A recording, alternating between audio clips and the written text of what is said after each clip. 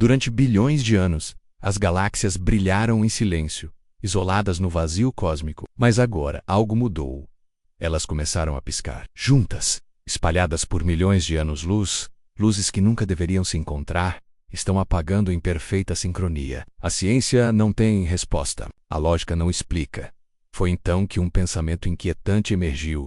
E se o universo não está apenas sendo observado, mas está observando de volta? O renomado físico Michio Kaku vê nisso mais que um fenômeno, vê um sinal, eco, da mais antiga pergunta da humanidade. Estamos sozinhos? Ou pior, somos parte de algo que sempre esteve nos observando em silêncio? Esta é uma história sobre galáxias que respondem, sobre partículas que mudam quando olhadas, sobre um universo que talvez não seja apenas um cenário, mas uma consciência. Quando galáxias acendem ou se apagam, elas normalmente fazem isso. Mas recentemente os astrônomos notaram algo perturbador. Várias galáxias separadas por milhões de anos-luz, escurecendo em perfeita sincronia. Não deveria acontecer. Não há nenhuma força conhecida que possa coordenar eventos tão distantes. Foi quando o físico Michio Kaku entrou em cena, menos ligando a anomalia à teoria quântica, a hipótese da simulação e até a filosofias antigas sobre consciência cósmica. E se não estivermos apenas olhando o universo, mas sendo observados por ele? E se a realidade não for passiva, mas reativa? Esta história nos obriga a fazer uma pergunta desconfortável. E se o universo souber que estamos aqui? O fenômeno começou discretamente. Alguns astrônomos perceberam padrões incomuns em seus dados.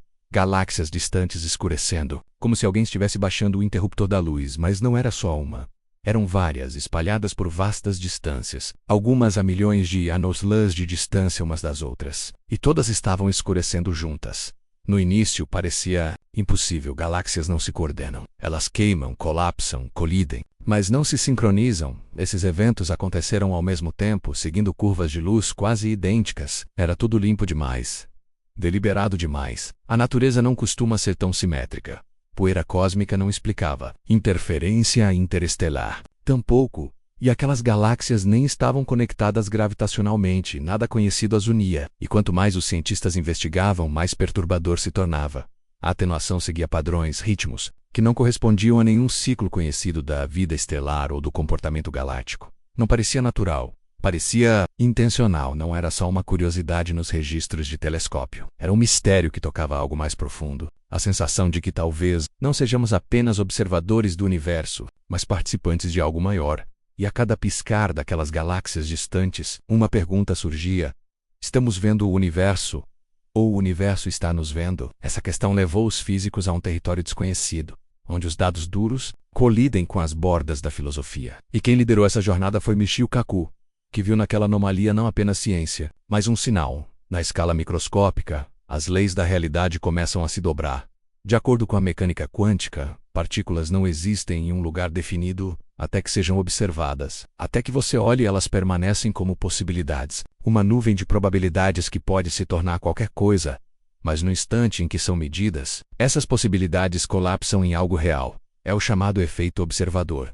Um dos fenômenos mais estranhos, testados e confirmados da física moderna. Observar muda o resultado. Não apenas revela a realidade, define-a. Michio Kaku é fascinado por esse conceito.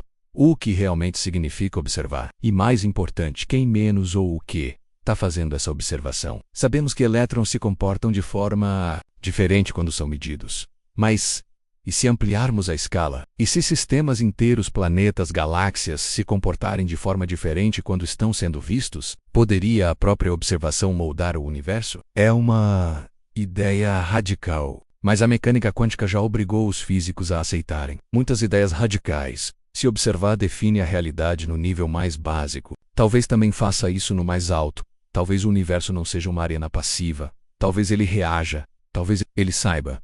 E se for verdade que observar molda a realidade, e estamos agora observando o cosmos, há algo em troca nos observando também. O conceito de observador cósmico não para nas partículas.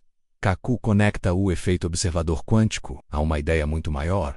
O universo pode ter sido construído para responder à observação, como um sistema que espera por input. Antes de gerar o output, não é só especulação. Alguns físicos estão começando a explorar como a observação poderia estar codificada nas próprias leis da física, como se a realidade não estivesse simplesmente lá. ela se desdobrasse quando olhamos. Imagine um jogo. Só os ambientes pelos quais você anda são renderizados. O resto fica em código, esperando.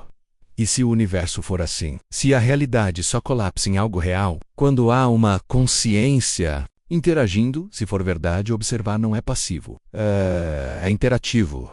Estamos alimentando um sistema maior, e esse sistema pode estar começando a responder. E então surge um detalhe ainda mais estranho.